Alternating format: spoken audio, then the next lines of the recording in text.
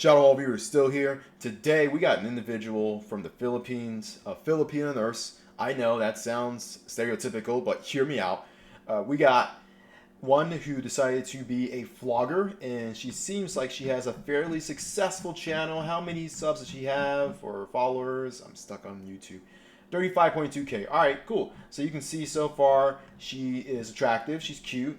And she's not wear a bikini. So there you go. That just goes to show you she has the goods, and her husband must be a lucky man, right? Well, if we scroll up here, we keep scrolling, we see her husband specifically, and then you can see that her husband being a light-skinned brother, aka specifically an Afro Latino. Why is it, however, that she decided to go with an Afro Latino? Which, by the way, I mean, if you look at it, we're all part of the light skin supremacist club. I mean, you really call this interracial? First of all, I mean, they have the same skin tone virtually. And second, well, before we get to that, I'm going to let her talk and tell the truth. Never thought that in my lifetime would I ever have the need to explain why I didn't end up with a Filipino husband to a bunch of internet strangers, but here we go. Since the beginning of us creating content, even on YouTube years ago, this topic gets brought up a lot. Anyways, first let me point out that the question is valid. Like, I hear ya, because why do I speak up about white supremacy, but ended up not marrying my own kind, and I guess to some people, even worse, an Afro-Latino. And also, I wanted to clear my husband's name because some people truly believe he's some kind of passport bro and that he went to the Philippines. Passport bro! Passport bro! Scooped me up and gave me a green card. Alright, let's get to it. First, let me explain the timeline. My family brought me to the US when I was 10 years old. Because we were poor, we moved around a lot. I started dating my husband when I was 18. Given that my family was strict, I didn't really date much before that, okay? So I would say from 16 to 18 years old, it's a very small time frame for a young woman to find her interest in men. And I did this hush-hush. So those 2 years from about 16 to 18, I briefly lived upstate New York. My family lived there. I had no say on where she had to correct it too. where I wanted to live at that time, okay? I vaguely remember upstate because I didn't have a good experience there, but I do recall I had a crush on 2 Filipino guys and 1 Korean guy. And Filipinos in Rockland County at that time were a small minority. Oh, Monica, you don't even want your own kind. Kabayan, the question should be, why didn't my own kind want me? It's because nobody fucking wanted me, okay? I was a reject, and rightfully so, because if you met 16-year-old Monica, I did not fit the Pinay beauty standard, and I still don't. Really? Should we show the pictures again? Did you go back and look at the pictures? Hell, I have her Instagram in the description. You tell me if she doesn't fit the Filipina standard, the beauty standard. The face alone. Come on. Come on. First of all, girls go through growth spurt before boys, right? And at 15, I was 5'7", pretty tall for a Pinay. Then I had terrible skin, I was socially inept, and I was the laughing stock in the Pinoy circle during high school. They even made a Zanga post about me on how much of a fob I was. Alright, here comes the fob. See? So for everyone who thinks that other communities are perfect and they stick beside each other, not so much. Even within the so-called like Southeast Asian communities. I mean, Filipinos calling each other fobs. Do you all even... I'm not going to go there. So long story short, I was a fucking reject. Fast forward to age 16, I ended up moving to the city and I lived in the Heights with my mom. And I realized Washington Heights. that I was into the Boricuas and Dominicans. I love their culture, their music, and so I discovered mihente.com, which is a social dating platform geared toward the Hispanic/Latin community. So then I made a profile. That's where my now husband messaged me. I was 16 at that time. We talked on and off on the phone for 2 years. Actually, went off to date other people. And then when I was 18 and he was 21, we were both single. And that's when we officially started dating. Obviously, it got serious. We were together for 7 years and we got married.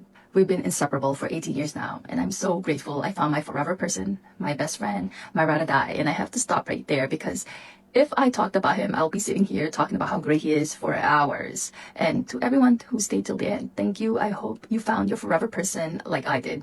Love knows no color. Peace. I completely agree with what she said there. So, how did the internet respond to this? Well, let's look at how the internet responded to our good friends in certain spots, in certain manosphere circles, in certain red pill circles. How did they respond to this?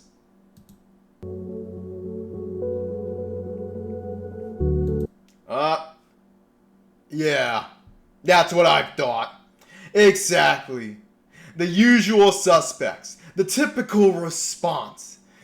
The old menopause, as I like to call it.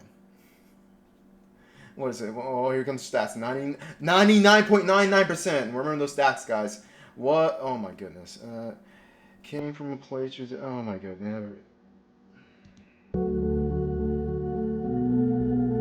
Yep, there you go.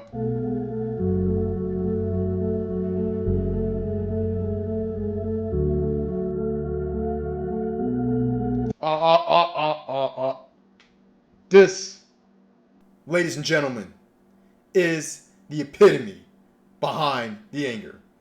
Do not let these individuals who will tell you changed your race and you should have stuck with your own make you believe that just sticking with your own is safe. No. This is the ultimate goal of why your family was allowed here. Her family was allowed here. They thought that she was basically going to be the incel sacrifice to these manopausing ass, manospheric ass dozers who any other, well, let's just say this, their own women aren't checking them. Their own women are cooking them, roasting them. Other women who have some damn decency, like her, aren't choosing. And look, and the ones who are, oh, trust me, the men are noticing. The non-black men are noticing, and they got a plan. What do you think K-pop's all about? Here we go. Here we go. Apparently, this guy, he was riding on the road to inceldom, and he thought that he could take the last exit before inceldom. What is that last exit? Well, it's basically getting the cheat code for certain men like him, which is the Asian women. But he saw that exit was blocked off. That exit was closed. So he was forced to go to the incel route, or at the very least, get some self-hating Asian broad. And I bet you a lot of these boys that are saying that, oh, the N-word, usual suspects, you're N-word lover, you're a single mother. Guess what kind of girls they're dealing with.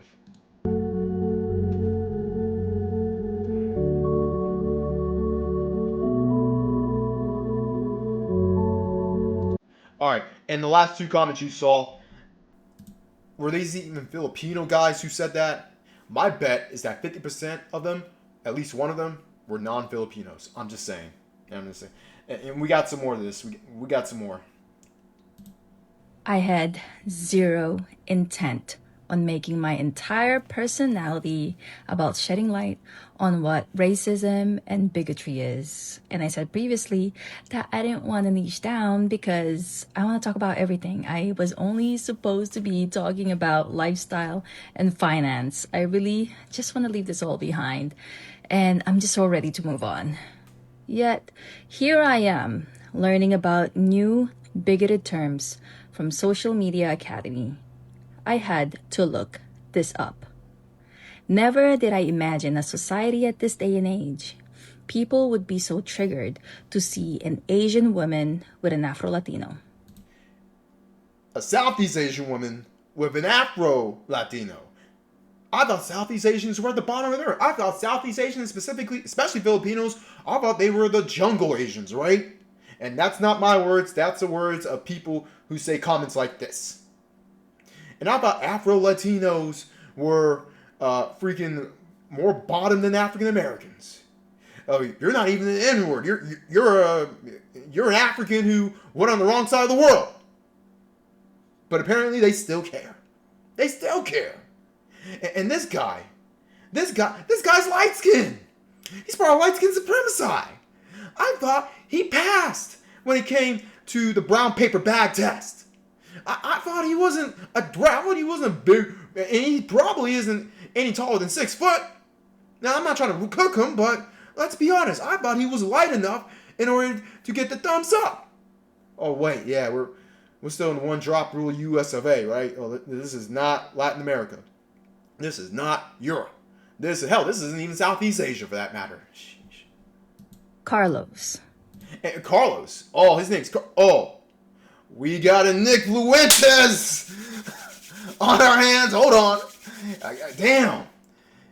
Is this Carlos guy really trying to follow in the footsteps of his homie Nick Fluentes, and instead of becoming an American the right way, the hard-working way, the honorable way, he wants to use the cheat code by shitting on BBC or a BMC mix, light skin, whatever you want to go.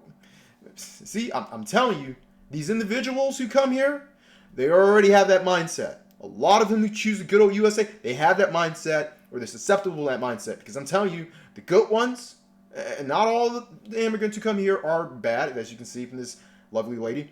And I don't even mean that sarcastically. This wonderful woman, I should say. But you got a good amount of immigrants who choose the USA specifically because they are willing to play, or they preemptively believe in the white worship and white supremacy. And they believe the number one in the world that is shitting on blacks. Those who don't usually stay in their countries and come up, or they go to Canada. They go to Canada or Europe or somewhere else where they can actually make money, have a good quality of life, not work like a slave in order to be told, oh, good, you're a good boy, you're pulling yourself by your own bootstraps. Hell, Americans don't even believe that anyway. I appreciate your concern. I do want to drop this fact here, though. My husband and I, we've been together for 18 years. Married for about 12 years. This year, we hit a milestone. I've been with my husband longer than I haven't. I've known him longer than I haven't. I personally don't know many couples at my age who has the same number of years as us. You can throw statistics around, but my husband and I, we're no ordinary people. My husband already broke many generational cycles. Again, another factual point. He's been a present father for 18 years. He's educated, an ER nurse. He saves lives for a living. He's also a businessman. He built our company from the ground up. My husband has a lot on his plate. He's a busy man, but he's always been a good provider. He makes a good living and takes good care of us. I can see why you guys hate him, because he's the man a lot of women want. And you hateful man can't even be half the man he is. So you resort to spewing hate online. Wow. This man broke plenty of barriers because he's probably an immigrant himself, or first generation, Afro, Latino, Dominican American. There you go. He probably broke the cycle of poverty. He probably was first to go to college. Not only go to college, first to get an advanced degree in being a nurse. Has a business. Has a marriage that has lasted throughout time and throughout the hatred that a lot of Americans throw interracial couples, particularly certain ones like this, and is there for his kids. Oh wait, they've been together for 18 years and she's not a single mom? They've been together for 18 years and haven't had a divorce? They've been together for 18 years and have not stopped their sex life, because I can tell you, any chick, all these basic broads, American broads, who are on Instagram, and they aren't showing their men like it. They are not showing this to a man, and they are not having sex with. Whoa. 19-year-old NYU. Whoa. They have a 19-year-old. Hold on. Yep. Hold. Anyway. How do you think a lot of these people reacted? Not everyone, but how did you think a lot of these people reacted? Did they just back down? Did they say, my bad, we won't mess with you? Did they just say, oh, we've learned our ways? No. Let's see what these white supremacists did. About 2 weeks ago, I posted this video with this comment, along with photos of people who What was the race, that guy? Oh, wait. liked this comment. As you can see, it's no longer up because I took it down. Mind you, this video had about 250,000 views, and it may have surpassed my most viral videos. But the reason why I took it down is because one of the people who I exposed reached out to me, and he asked that I kindly take the video down. I didn't see his message right away, so he messaged me a couple of more times, and by the time I saw the message, he said that he wanted to file a C&D. So first things first, I wasn't worried about this. And this is why I urge you guys to be very careful with your actions on the internet. It takes 2 seconds for someone to screenshot your actions. Second, when I saw his message and he asked very kindly, I felt remorse because the people that were in that video, their photos weren't, how do I say this nicely? They weren't their best photos. So I told him, yes, I will take it down because I'm not a hateful person. And I had to step back and remember this is not what I stand for. Hate cannot be canceled with hate. This must have been bothering him deeply to resort to filing a cease and desist. I don't want to be the cause of someone's hurt and pain. Whether or not this guy intentionally liked the comment or not, I also believe that there's good in everyone and everyone deserves a second chance. See, when this person messaged me, it was the same time news came to light that about a 19-year-old influencer from LA, Iman Atienza. She's been heavy on my mind. She reminds me so much of my daughter. She's the exact same age as my daughter. She had mental struggles and she was bullied to the point she could no longer bear it anymore. She unalived herself. Therefore, I made it to the point that the subsequent videos after I posted this one, especially one where it shows the racial slurs used on my husband, I meticulously went through their profiles to ensure that none of them had clues to identify them.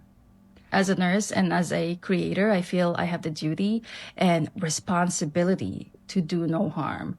I ask you guys, my viewers, to collectively take part in this. We all have a shared responsibility. The world is watching. Our youth is watching. So please be kind. Wow.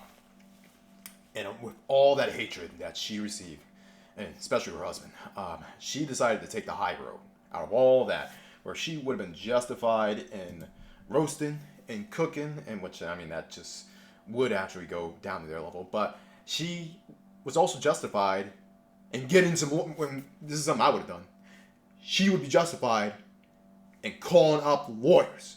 And she's in New York, last time I checked. Either that or she used to live in New York. So, New York City, they definitely have some damn good lawyers, if you know what I mean. I mean, I'm just saying. I'm just saying. And a lot of them, oh, trust me, they know how to take care of racists. They know how to take care of white supremacists. Because they've been making the white supremacists jump for them for eons. Well, not eons, but since the end of World War II, if you get my grip. And to be honest, if I was her, that would be the direction I would have taken. She took a super high road, which definitely makes her a better individual than me, honestly. Because if it was me, truly, all of you who know who Joseph Broz Tito is, one of the greatest leaders, most underrated leaders of all time. He basically, well, at least when it comes to socially, now economically, yeah, he was a bit of a socialist and brought a lot of that, yeah. But when it comes to socially, he's basically, I'll just give you background. He's the leader of the former country known as Yugoslavia. And why do I call him a great leader? He was able to unite several Southern Slavic ethnic groups into one nation. Several groups that have had wars and battles throughout history. But he said, we're not doing this anymore. We're going to unite under one flag. And more importantly, anyone who wanted to play ethno-nationalist wars and say that my group better than your group and look, he did that to them. Lee Kuan Yew in Singapore. He didn't do the exact same thing, but he had a similar scenario where he had a bunch of Chinese nationalists, Malays, Indians, etc., and he made all those ethnic groups integrate into being Singaporean. Now, his way is, I would say, a smarter way, in which anyone who tried ethno-nationalist tactics and ethno-nationalist dog whistles like you hear today, he didn't. But he sued them to bankruptcy. He probably imprisoned some of them. And he kicked them out. Exile. Yeah, you want to be an ethno-nationalist? Go to your little ethno-nationalist country where you can be among your pathetic kind. That's how I would have done things. But this woman should be commended for rising above all of just the tactics that even I would use. As far as I'm concerned, there are no other words for me to describe it. But to be honest, this is, can't really see. It's Moni Cat for a channel. And yeah, to be honest, as I said, I wouldn't do the all the way. I'm not saying, I'm not advocating ethno-nationalists, even though we can say they deserve it. But I don't advocate in that case. But I do advocate that if someone is harassing you and they won't stop, you have all the legal rights to use every legal power in order to teach them a lesson or two. Or you can do what she did and just rise above it. Choice is yours. Everyone else out there, always bet on X.